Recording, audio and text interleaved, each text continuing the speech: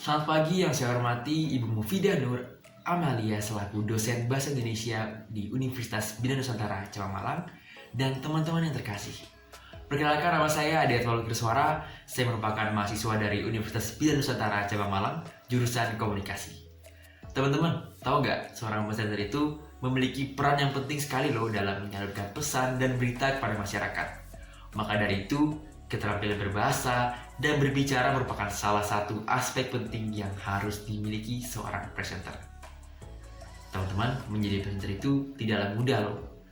Karena dibutuhkan sikap yang disiplin, berwibawa, dan tekun dalam menjalani profesinya. Sehingga pesan yang disampaikan pun dapat diterima dengan baik oleh masyarakat. Teman-teman, di balik suksesnya presenter dalam menyampaikan pesan dan berita kepada para pendengar, tentu pasti ada strategi yang telah dibuat oleh para presenter tersebut. Nah, maka dari itu, pada kesempatan kali ini, saya akan menyampaikan presentasi mengenai artikel ilmiah yang telah saya buat, yang berjudul Strategi Komunikasi dalam Menjadi Seorang Presenter. Teman-teman semua, alasan saya memilih topik ini karena tentunya saya ingin mengetahui strategi komunikasi efektif apa sih yang digunakan presenter, sehingga membuat pesan dan berita yang disampaikan dapat ditangkap dengan baik oleh para pendengar. Teman-teman, ada 4 hal yang akan saya bahas dalam artikel ilmiah ini, yaitu yang pertama, pengertian strategi komunikasi, kemudian yang kedua, pengertian komunikasi efektif, kemudian yang ketiga, pengertian presenter, dan yang terakhir yaitu strategi komunikasi efektif dalam menjadi seorang presenter. Teman-teman, kita masuk ke yang pertama, yaitu pengertian strategi komunikasi.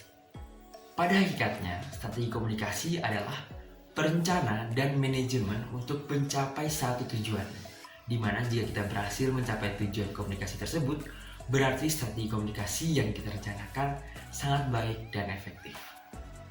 Di dalam strategi komunikasi harus didukung oleh teori, di mana hal ini karena teori itu merupakan pengetahuan yang berdasarkan pengalaman, sehingga sudah diuji kebenarannya.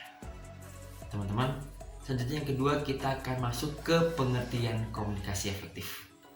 Komunikasi adalah penyampaian informasi baik dari individu ke individu atau dari kelompok ke kelompok yang lain secara lisan maupun tulisan. Sedangkan efektif berkaitan dengan kata efek, di mana memiliki pengaruh yang dapat membawa hasil yang diinginkan.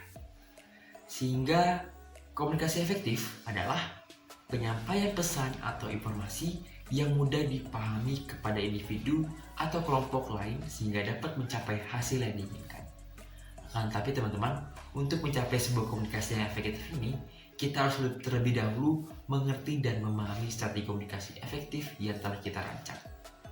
Hal ini bertujuan agar setiap tahap-tahap perencanaan yang dilakukan dapat mengurangi terjadinya hambatan-hambatan komunikasi. Lalu kemudian kita masuk yang ketiga, yaitu pengertian presenter. Presenter atau pembawa acara TV adalah seseorang yang bertugas untuk memimpin dan membawakan acara dari awal sampai akhir acara, sehingga acara tersebut dapat berjalan dengan baik dan lancar. Seorang presenter juga harus bisa menguasai panggung, teman-teman, sehingga pesan komunikasi dapat diterima dan dipahami dengan baik oleh audiens. Lalu yang terakhir, kita masuk ke strategi komunikasi efektif dalam menjadi seorang presenter. Teman-teman, sebagai seorang presenter yang handal, tentu pasti memiliki strategi komunikasi yang baik dan efektif agar dapat menarik perhatian para audiens dan acara pun dapat berjalan dengan lancar tanpa adanya hambatan. Maka dari itu, ada 4 hal yang harus presenter perhatikan sebagai bentuk strategi komunikasi yang efektif, yaitu yang pertama komunikator, kemudian pesan komunikasi, kemudian media komunikasi, dan yang terakhir yaitu khalayak sasaran. Yang pertama, komunikator. Sebagai seorang presenter yang handal, harus bisa menjadi komunikator yang handal juga, karena presenterlah yang memimpin alur acara agar dapat berjalan dengan lancar. Nah teman-teman, ada 2 faktor penting untuk menjadi seorang komunikator, yaitu yang pertama memiliki daya tarik dan kredibilitas yang baik. Daya tarik komunikator berpengaruh dalam berhasilnya penyampaian pesan, karena daya tarik mampu merubah pikiran, sikap, pendapat, dan memperoleh khalayak sasaran sesuai dengan apa yang diharapkan presenter. Salah satu contohnya nih, yaitu daya tarik itu seperti melalui penampilan seseorang. Sedangkan kredibilitas juga dapat membuat khalayak memiliki kepercayaan kepada apa yang kita sampaikan sebagai presenter. Maka dari itu, seseorang atau presenter juga harus benar-benar menguasai permasalahan dan memiliki kemampuan dalam berbahasa yang tinggi. Dengan begitu, komunikan dapat lebih percaya terhadap presenter. Kemudian bentuk strategi komunikasi yang selanjutnya yaitu pesan komunikasi. Sebagai seorang presenter yang berkualitas, tentu harus bisa memberikan pesan komunikasi yang baik dan tepat kepada khalayak sasaran, di mana tujuan dari pesan komunikasi yaitu isi pesan dan lambang. Lambang yang dimaksud yaitu penyampaian pesan komunikasi melalui berbagai sarana seperti melalui bahasa, gambar, warna, dan gestur. Maka dari itu, untuk mencegah terjadinya kesalahan dalam menginterpretasikan pesan, harus menggunakan bahasa yang tepat yang mudah dimengerti dan dipahami oleh khalayak sasaran. Kemudian bentuk strategi komunikasi yang ketiga yaitu media komunikasi. Teman-teman, sebagai seorang presenter yang andal harus bisa memanfaatkan media komunikasi dengan baik. Karena dengan menggunakan media komunikasi dapat mempermudah presenter dalam memberikan pesan komunikasi kepada komunikan. Akan tetapi, dalam strategi komunikasi yang efektif, seorang presenter tidak bisa asal memilih media komunikasinya dalam menyampaikan pesan komunikasi. Seorang presenter harus mempertimbangkan pemilihan media komunikasi yang tepat agar penyampaian komunikasi dapat berjalan dengan baik dan efektif.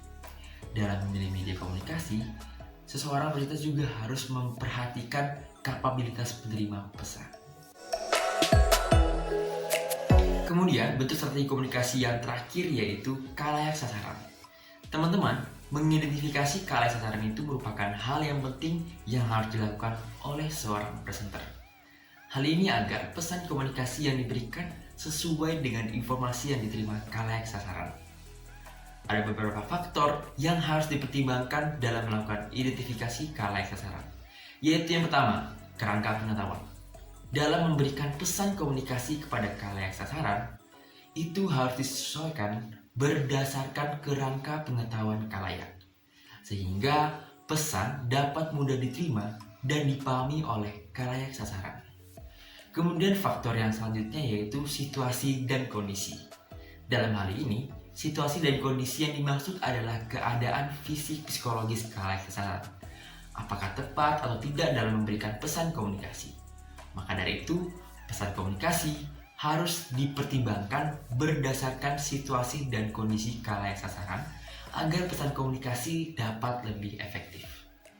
Kemudian faktor yang terakhir adalah cakupan pengalaman. Teman-teman, dalam hal ini, pesan komunikasi yang diberikan presenter sebaiknya disesuaikan berdasarkan pengalaman khalayak sasaran agar pesan komunikasi dapat diterima dengan baik. Dengan menyesuaikan berdasarkan pengalaman khalayak, tentu khalayak sasaran bisa mendapatkan gambaran terhadap pesan komunikasi yang diberikan oleh presenter. Jadi teman-teman, hal yang harus diperhatikan presenter sebagai bentuk strategi komunikasi yang efektif yaitu yang pertama komunikator, pesan komunikasi, media komunikasi, dan khalayak sasaran. Dengan menggunakan 4 strategi komunikasi tersebut, presenter dapat dengan mudah menyampaikan pesan komunikasi kepada khalayak sasaran. Presenter juga tidak hanya sekedar menyampaikan pesan komunikasi, melainkan juga memahami dan mengidentifikasi lebih dalam khalayak sasaran. Sehingga pesan yang disampaikan pun itu sesuai dengan tujuan komunikasi. Baik Bu Mufidah dan teman-teman sekalian, sekian dari presentasi saya dalam menjelaskan artikel ilmiah yang telah saya buat ini. Semoga presentasi saya tadi dapat bermanfaat bagi kita semua. Sekian dan terima kasih.